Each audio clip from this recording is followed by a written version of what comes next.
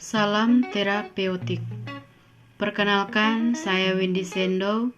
Saya mahasiswa dari Fakultas Keperawatan Universitas Pembangunan Indonesia dengan NIM 19142010166. Di sini saya akan membahas tentang resiko bunuh diri dan dalam hal-hal untuk pencegahannya. Pengertian bunuh diri atau resiko bunuh diri. Bunuh diri adalah salah satu penyebab utama kematian di seluruh dunia. Bunuh diri adalah tindakan agresif yang merusak diri sendiri dan dapat mengakhiri hidupnya. Istilah yang terakhir ini menjadi topik besar dalam psikiater kontemporer karena jumlah yang terlibat dalam riset yang mereka buat. Resiko bunuh diri adalah resiko untuk menciderai diri sendiri yang mengancam kehidupannya. Bunuh diri merupakan kedaruratan psikiater yang merupakan perilaku untuk mengakhiri kehidupannya. Berdasarkan WHO, setidaknya ada 8.000 orang di seluruh dunia melakukan bunuh diri setiap tahun. Bunuh diri menjadi salah satu faktor penyebab kematian tinggi, sehingga usia muda dari 15 tahun sampai 29 tahun, sebanyak 75% bunuh diri terjadi di negara dengan penduduk berpendapatan rendah menengah. Di Indonesia, kasus bunuh diri yang diketahui oleh kepolisian berkisar di angka 9.000 per tahun. Jika dirincikan, kasus bunuh diri di Indonesia mencapai 3,7 per 100 penduduk. Dibandingkan negara-negara Asia lain, prevalensi itu lebih rendah. Namun dengan 2.508 juta penduduk, berarti ada 10.000 bunuh diri di Indonesia tiap tahun atau 1 per orang per jam.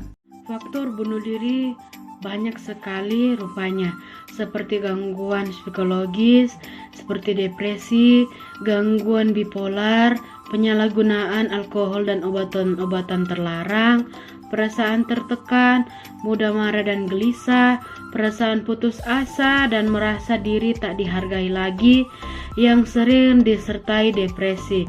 Pernah melakukan tindakan percobaan bunuh diri, riwayat keluarga akan depresi dalam bunuh diri, mengalami pelecehan secara emosional, fisik, dan seksual, kurangnya dukungan dari keluarga atau orang sekitar, orientasi biksual dan homoseksual di dalam lingkungan keluarga atau komunitas yang tidak mendukung, hidup di lingkungan yang punya stigma terkait pencarian layanan kesehatan mental, hambatan dalam mengakses informasi seputar kesehatan mental.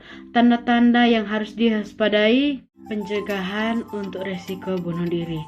Yang pertama, jangan meremehkan perasaan mereka, karena meski kita merasa masalah yang mereka alami bukanlah hal yang besar, jangan menyepelekan apa yang mereka rasakan.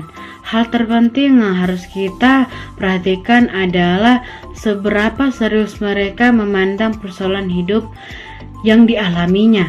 Selain itu, dengarkan apa yang mereka curhatkan kepada kita dan jangan meremehkan pengalaman dan emosi mereka. Yang kedua, anggap tindakan bunuh diri sebagai tangisan meminta bantuan. Ketika seseorang mencoba bunuh diri, belum tentu mereka ingin mati. Sebaliknya, perilaku bunuh diri adalah indikator bahwa mereka penderita secara emosional tanpa mengetahui bagaimana cara menghadapinya. Itu sebabnya mereka memandang bunuh diri sebagai satu-satunya jalan untuk mengakhiri masalah mereka. Hal yang harus kita lakukan adalah berusaha mendekati mereka dan meyakinkan mereka untuk tidak melakukan hal bunuh diri tersebut. Yang ketiga, menjadi pendengar yang baik. Menceritakan apa yang kita rasakan bisa membantu melepaskan sebagian beban, termasuk mencegah keinginan bunuh diri. Oleh karena itu, sebisa mungkin Kita harus bisa menjadi pendengar yang baik ketika dipercaya oleh seseorang sebagai tempat mereka untuk menceritakan permasalahan hidupnya. Keempat, dorong mereka untuk mendapatkan bantuan profesional. Meskipun keinginan kasus membunuh diri bisa muncul secara tiba-tiba, kemungkinan besar pemicunya telah ada dalam waktu yang lama. Itu sebabnya mendapatkan bantuan profesional dengan segera bisa menjadi langkah yang lebih baik dalam mencegah bunuh diri. Kesimpulan dari resiko bunuh diri saat ini, bunuh diri adalah tindakan agresif yang merusak diri sendiri dan dapat mengakhiri kehidupan pada umumnya. Merupakan cara ekspresi orang yang penuh stres dan berkembang dalam beberapa rentang.